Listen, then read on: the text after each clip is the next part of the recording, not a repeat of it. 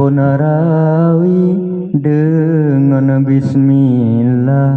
Kisah Sa'labah siga sin papa, tapi digopnya taat dan ibadah ngon Rasulullah hanatam alpa. Sampai timuate geja jamaah, walau udah susah raya tersabar, mengkrim dengan Aisyah dengan Rasulullah, subang ke langkah masjid Quba, lehongan asa menan cina ula, ta'an ibadah tiap-tiap kutika, ba'asuba ura suba bekah Tuan Sa'labah bagatan gegisa, Tuan Sa'labah bagatan gegisa.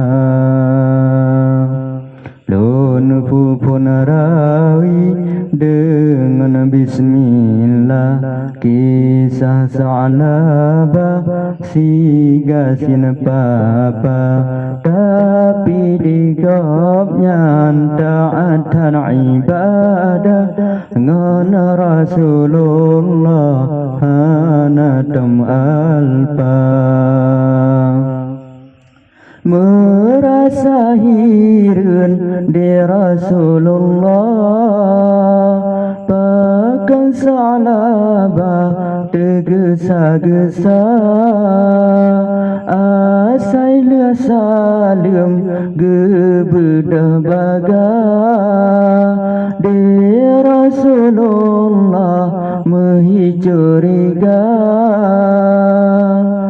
Laju nutanyang le Rasulullah, bahkan hai Sa'labah mengkarata kisah, puana kebenge ngendun nasana hingga tak kebah wirid dengan doa, hingga tak kebah wirid dengan doa.